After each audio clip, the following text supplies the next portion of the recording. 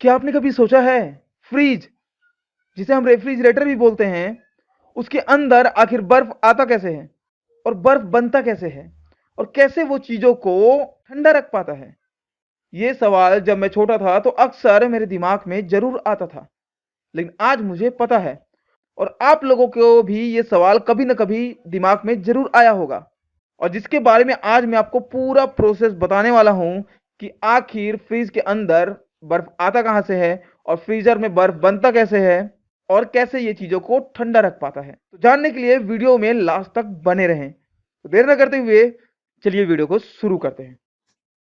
तो आखिर फ्रिज के अंदर बर्फ बनता कैसे है, उसके लिए मैंने आप लोगों के लिए एक डायग्राम बनाया है फ्रिज का, जिसे हम रेफ्रिजरेटर भी बोलते हैं। इस डायग्राम को बनाने में दोस्तों बहुत मेहनत लगी है मुझे। ये डायग्राम मैंने इसलिए बनाया है ताकि आपको आसानी से समझ में आ जाए कि आखिर फ्रिज के अंदर बर्फ बनता कैसे है और कैसे ये चीजों को ठंडा रखता है। तो इसलिए वीडियो को बिल्कुल भी स्किप ना करें और लास्ट तक देखें ताकि कोई भी पार्ट मिस ना हो और आपको अच्छे से समझ में आ जाए फ्रिज काम कैसे करता है और कैसे बर्फ बनाता है। तो सबसे पहले इनके पार्ट्स का थोड़ा सा ओवरव्यू ले लेते हैं, फिर मैं आपको पूरा प्रोसेस बताता हूं। आपको जब अभी देख सकते हो, ये जो भाग है इसको इवेपोरेटर बोलते हैं। इसके अंदर जो ये पाइप जा रही है, या जो आप देख रहे हो, इस पाइप के अंदर रेफ्रिजरेंट होता है, यानी कि एक द्रव होता है। वो काम क्या करता है वो भी आगे हम जानेंगे। दूसरा होता है एक्सपेंशन डिवाइस। तीसरा है कंडेंसर। जो आप देख रहे हो ये कोपर्स के पाइप हैं, जो आप अभी इमेज में देख सकते हो, ये पीछे का हिस्सा है। और चौथा है कंप्रेसर। ये क्या करता है, जो ऊपर से जो गैस आ रही होती है उसे कंप्रेस करता है और वापस ऊपर भेजता है। अब आपको बता देता हूं पूरा प्रोसेस कि आखिर ये बर्फ बनाता कैसे है। तो सबसे पहले बात कर लेते हैं कंप्रेसर की। जो इस पाइप से होते हुए जो इस पाइप से होते हुए जो गैस आता है उसे कंप्रेस करता है। और जानते हो, अगर प्रेशर बढ़ता है तो टेम्परेचर ही बढ़ेगा, यानी कि दबाव डालता है, दबाव बढ़ेगा तो तापमान भी बढ़ेगा। तो ये जो गैस है, ये कंप्रेसर इसको कंप्रेस करके दबाव डाल के ये ऊपर की तरफ भेजता है।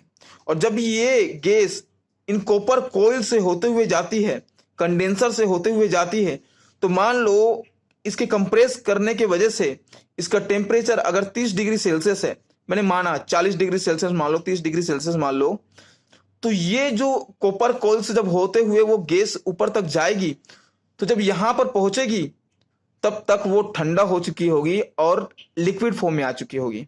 यानी कि ये जो कॉपर कोयल है उसको ठंडा करता है। ये जो कॉपर कोयल से जब होते हुए जो गैस है वो ऊपर आएगी, तो वो तब तक ठंडा हो चुकी होगी और लिक्विड फॉर्म में बदल जाएगी, क्योंकि ठंडा है तो लिक्विड फॉर्म में बदल जाएगी।